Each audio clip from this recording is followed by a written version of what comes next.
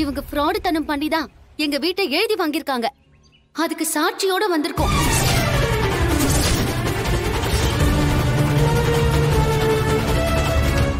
யாருமா இவரு? இவர்தான் இவங்களுக்கு பத்திரம் எழுதி கொடுத்திருக்காரு. இவர்கிட்ட 2 பத்திரம் எழுத சொல்லி இவங்க கொடுத்திருக்காங்க.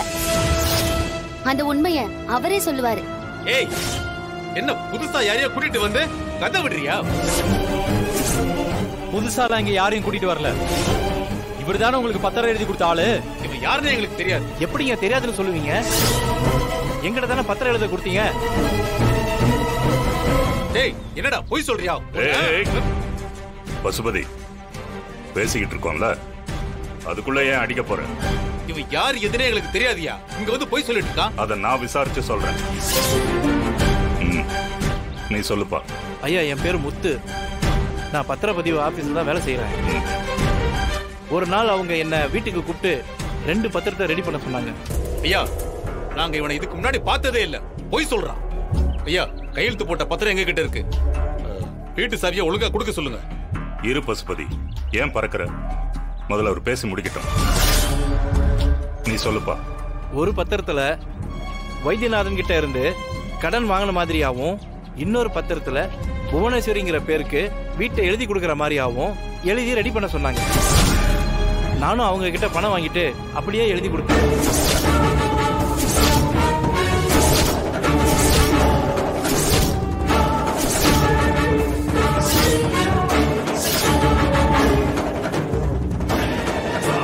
ஐயா, நாங்க சொன்னோம்ல ஏமாத்தி வேலை பண்ணிருக்காங்கன்னு. இப்ப பாருங்க, எது உண்மைன்னு தெளிவா தெரிஞ்சு போச்சுல. எதியா உண்மை? இந்த மாயா எவனையும் ஒருத்தனை காசு கொடுத்து கூட்டிட்டு வந்து பொய்யா எதையும் பேச வச்சிருக்கா. அத நீங்களும் நம்புறீங்க? இல்லங்க ஐயா, நான் உண்மையை தான் சொல்றேன். இவங்க 2 பேரும் என் வீட்டுக்கு வந்து உண்மையை சொல்ல சொல்லி கேட்டாங்க. நான் முடியாதுன்னு சொல்லிட்டேன். ஆனா இப்போ இந்த புவனேஸ்வரி ஆளை வச்சு என்ன கொல்ல பார்த்தாங்க.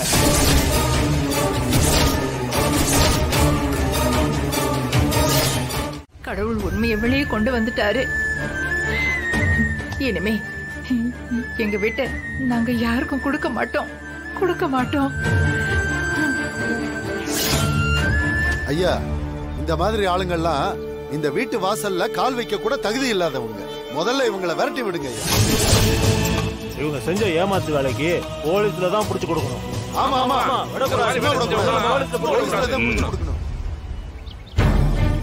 புவனேஸ்வரி, நீ தீர்ப்பு மட்டும் சொல்லு. கடவுளா மாறாதன்னு என்ன பார்த்து சொன்ன. இப்ப அந்த கடவுளோட தீர்ப்பு என்னன்னு தெரிஞ்சிடுச்சு பாத்தியா? நேத்தே உங்ககிட்ட நான் சொன்னேன், நியாயம் என்னைக்கும் தோக்காதுன்னு. அது இப்ப நிரூபணம் ஆயிடுச்சு. நல்லவங்களை கண்ணீர் வடிக்க வச்சுட்டு கெட்டவன் நிம்மதியா வாழவே முடியாது.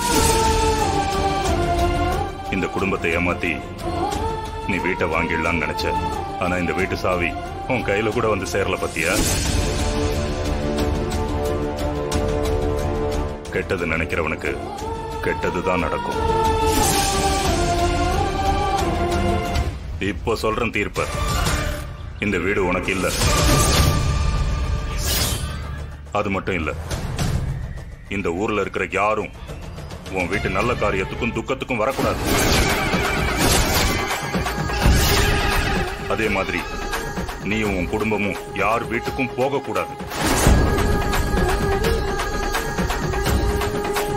அது மட்டும் இல்ல, இன்னும் 3 மாசத்துக்கு இந்த ஊர்ல இருக்கிற யாரும் இவ குடும்பத்தோட பேசவோ பழகவோ கூடாது. ஊரை விட்டு ஒதுக்கி வைங்க. அப்பதான் ஒரு குடும்பத்தை வேதனைப்படுத்தினதோட வலி புரியும் இவளுக்கு. நீங்க சரியா சொன்னீங்க ஐயா. இதுதான் அவங்களுக்கு சரியான தண்டனை. ரகுராம், அவ உன்னை ஏமாத்துறான்னு தெரிஞ்சும் ஒரு தலைவரா நேர்மையா நீ நடந்துக்கணும்னு நினைச்ச பாரு. அதான் உன் குணம். நீ தலைவரா இருக்கிற இந்த ஊர்ல எந்த தப்பும் நடக்காது. இனிமே உங்களுக்கு எந்த கவலையும் வேண்டாம். உங்க குடும்பமே நல்லா இருப்பீங்க. சரி, அப்ப நான் வரேன். ஐயா, எங்களுக்காக வந்ததுக்கு ரொம்ப நன்றிங்க ஐயா. நன்றிங்க ஐயா.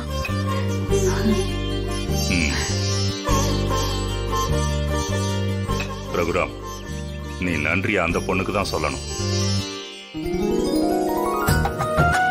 சரியான நேரத்துக்கு வந்து உண்மையை நிரூபிச்சிருக்கா. நம்ம வீடு திரும்ப கிடைச்சிருச்சு. எனக்கும் கடன் பிரச்சனை எல்லாம் சரியாயிடுச்சு. நல்ல விஷயம் நடந்திருக்குல்லம்மா. அதான் எல்லாருக்கும் ஸ்வீட் வாங்கிட்டு வந்தேன். கடன் பிரச்சனை முடிஞ்சிருச்சா? ஆமாமா, நான் பணத்தை கொடுத்துட்டு வந்துட்டேன்.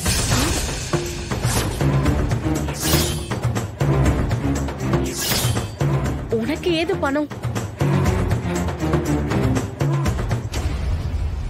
அம்மா, நான் மாயா கிட்ட தாம்மா வாங்கினேன்.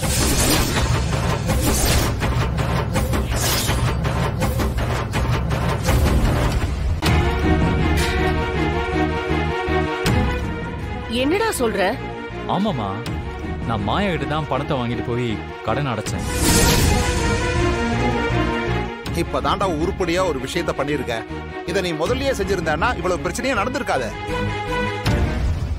அதை எதுக்கு இப்ப பேசிக்கிட்டு? இப்பவாது புத்தி வந்து பணத்தை வாங்கிக்கிட்டானே. டேய், வந்த புத்தி பாதியிலேயே போயிடக்கூடாது. எப்பவுமே இப்படியே இருக்கணும். இனிமேலாவது என் மருமக சொல்றத கேட்டு நடந்துக்கோ, புரியுதா? சரிங்கப்பா. உனக்காக தான் இந்த பூவும் அல்வாவும்